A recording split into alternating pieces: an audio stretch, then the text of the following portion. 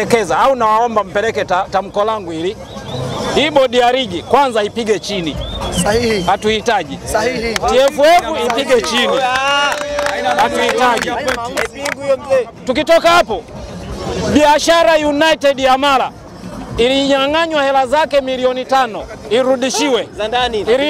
Ilinyang'anywa pointi zake 15 irudishiwe. Wasipofanya hivyo, hakuna bodi ya ligi, hakuna TFF. Ni uhuni mtupu.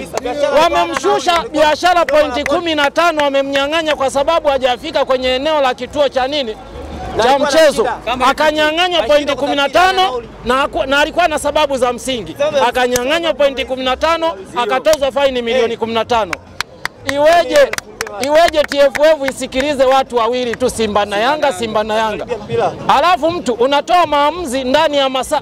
Kulikuwa na upishano wa masaa mawili tu kati ya taarifa ya asubuhi kuja ile ya mchana. Huyu aliyesema tuendelee kununua tiketi mmoja, zile hela zetu tunazitaka, waambieni. Watalogwa. Narudia tena kusema mara 3, watalogwa, watakufa wote. Watalogwa kwa sababu zinauma. Kuna watu wametoka mikoani mbali, wengine wametumia nauli.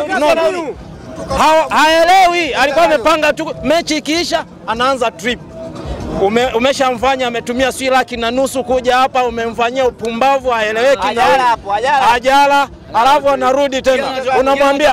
Unamwambia upuuzi eti kwamba mechi itapangiwa tarehe nyingine mtakuja. Tunataka watuambie tiketi zetu tuzichane, wanarudisha pesa au hawarudishi? Jibu la kwanza. Halafu na waongelea watu wa Mara. Mimi ni mkazi wa Kanda ya Ziwa Mwanza. Sawa.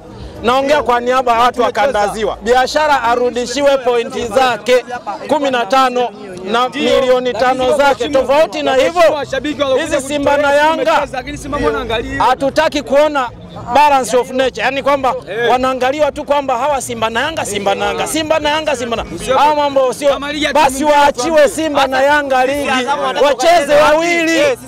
Yani ligi iwe ya watu wawili tu, Simba na Yanga basi. Naongea kwa niaba ya timu zote. Mimi ni Yanga, naongea kwa timu zote ndogo kwamba basi ligi kuu championship wacheze Yanga tu na Simba basi. Na wao wagome. Unaposema kwamba TFF au bodi ya ligi kwamba kuna uhuni, unajua kwamba inaendeshwa kwa sheria na kanuni na taratibu zilizowekwa. Niambie, umeniuliza swali ambalo ni bovu, ni rahisi kulijibu. Niambie kanuni gani inaruhusu busara ziwe zinatumika kwa Simba na Yanga tu kila msimu? Nijibu. Yani kwamba kila msimu busara zinatumika kwa Simba na Yanga. Kanuni ipi?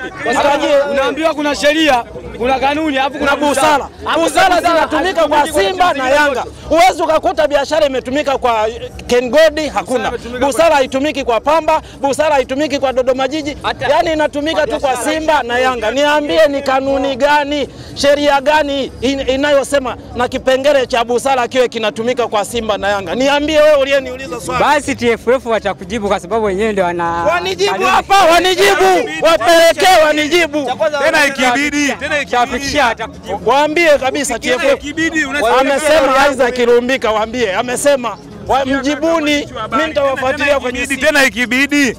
Mheshimiwa Magamba ametoa tamko juzi kwamba kamati ya ngumi ifanyie uchunguzi. Sio tu waishie hapo, waishie mpaka kuingia ndani ya TFF mule wafanyie uchunguzi. Kuna watu wawili wanatusumbua.